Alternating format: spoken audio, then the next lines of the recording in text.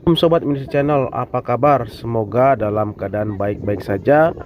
Hari ini kembali kita bertemu dengan Pastor Daud Tony dan Pastor Buceli.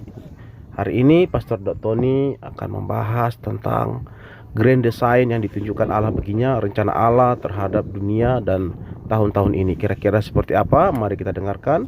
Jangan lupa like, komen, dan subscribe. Tuhan Yesus memberkati.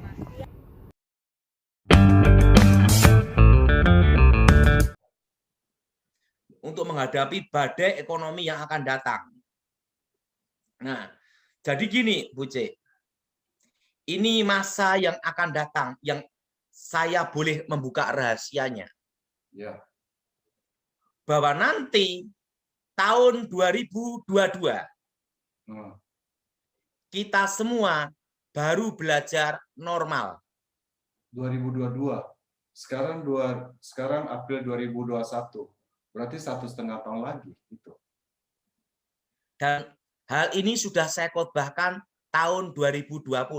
Ya. Sekarang waktu itu banyak orang prediksi corona itu November 2020. Oh. Tetapi kan saya sudah melihat grand design di sana.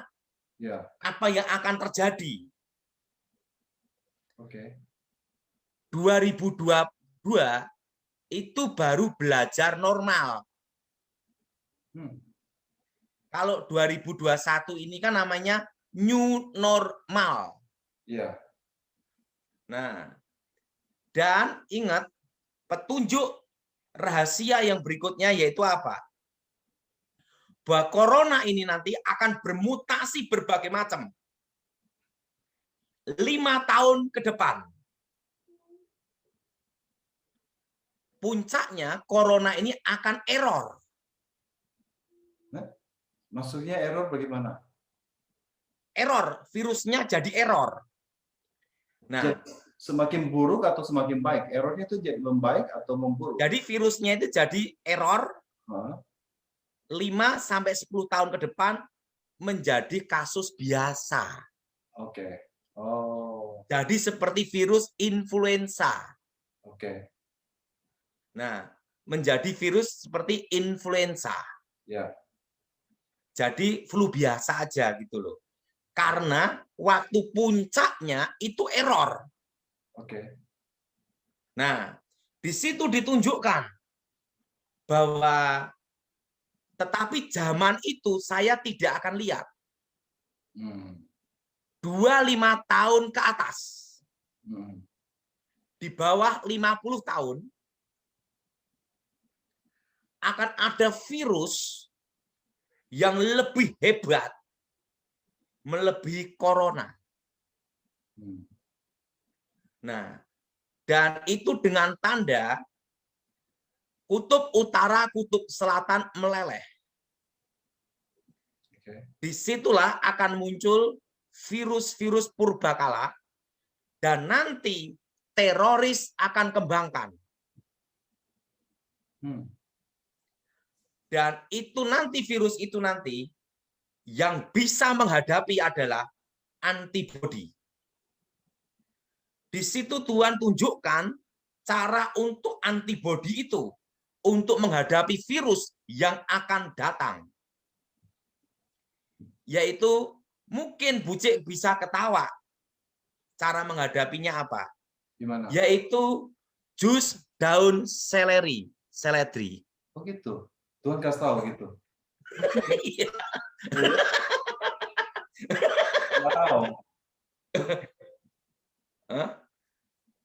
Karena nanti yang akan diserang adalah pernafasan dan pencernaan. Sama juga dong. Tapi di corona ini bukan pencernaan, kebanyakan pernafasan. Jus daun seledri. Iya. Iya. Dan avocado. Apokat. Oke. Nah, setelah itu pisang. Oke. Pisang. Setelah itu jambu. Jambu kalau di bahasa Inggris apa namanya? Jambu guava, jambu klutuk. Apa jambu? Ya, betul. Jambu klutuk. Ya, bahasa Inggris apa itu? Guava. Ya. Nah, itulah yang akan meningkatkan daya tahan tubuh dan setiap hari hanya makan 2 telur. Nah, jadi nanti virus itu akan ada namanya di rekayasa genetika oleh teroris, itu 25 tahun ke atas. Oh, tapi masih lama ya. Mungkin kita udah ada lagi udah. Tapi Tuhan memberitahu saya, ya, Daud, engkau tidak melihat zaman itu. Kita udah ngerti ya. Berarti di bawah 25 tahun ya. Kita udah Iya. Ya. Dari saat ini saya bicara bukan hanya untuk generasi sekarang, tetapi generasi ke depan. Sebentar, Pak Daud ya. Pak Daud, saya mau cerita dulu apa yang terjadi. Jadi pada waktu pertama kali Pak Daud kasih saya, terus saya sanksi. Jadi waktu kan ngomong, cuma saya tidak ngomong apa-apa. Karena waktu itu tahun 2018, kita expecting begitu Jokowi naik, Indonesia akan naik. Karena kita punya pengharapan besar terhadap Pak Jokowi. Saya pikir pasti ekonomi kita punya harapan infrastruktur dibangun, ekonomi pasti naik. Dan 2008, jadi waktu saya wawancara itu saya agak saya agak ragu-ragu gitu seperti orang lain juga. Tapi ternyata setelah itu kemudian COVID muncul dan kita tidak sangka, tidak pernah terjadi bisa sampai membuat seluruh dunia punya ekonomi mati termasuk di Amerika. Kita di Amerika juga stagnan, toko-toko tutup semua gitu loh. Jadi dan kita masih belum tahu ini berapa lama kita punya antibody. Saya sudah di COVID-19 vaksin, tapi kita masih belum tahu berapa lama vaksin itu punya antibody itu berapa lama. Apakah kita harus suntik lagi? Apakah dia mutasi lagi? Kita harus ganti itunya? Kita belum tahu. So kita kan belum lihat.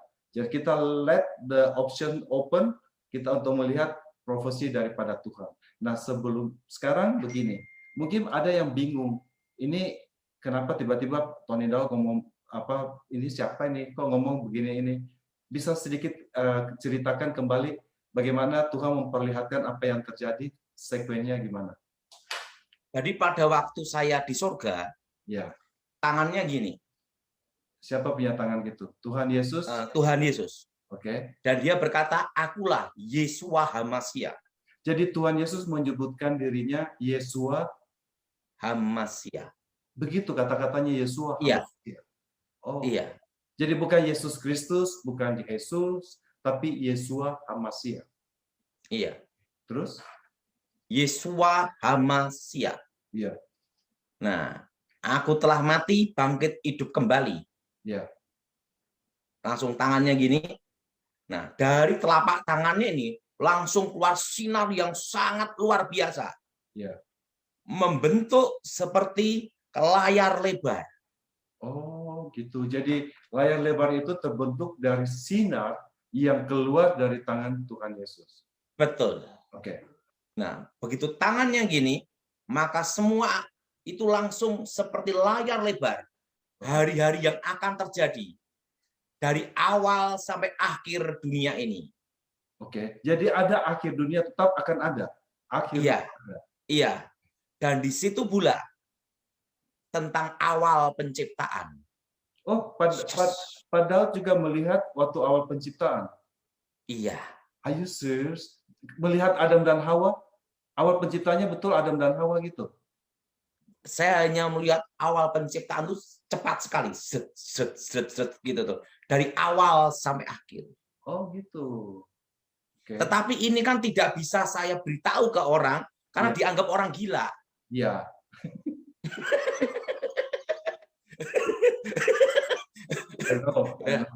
Nah, di situ pula dari awal penciptaan. Ya. Nah, dan termasuk tentang kejatuhan Lucifer. Oke. Jadi semua itu saya ditunjukkan tangannya gini. Nah, disitulah saya tahu tentang rahasia iblis.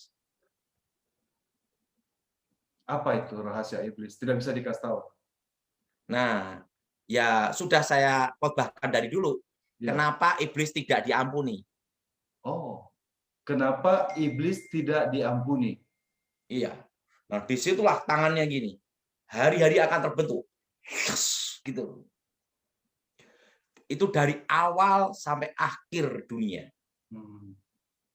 Dan dua manusia ini yang menemani saya di situ. Henok dengan Elia tadi ya. Ya. Tapi saya tidak mau menjawab. Ya. Yang jelas dua manusia ini tidak pernah mengalami kematian. Ya. Ya. Dan mereka bicara kepada saya, menjelaskan semuanya.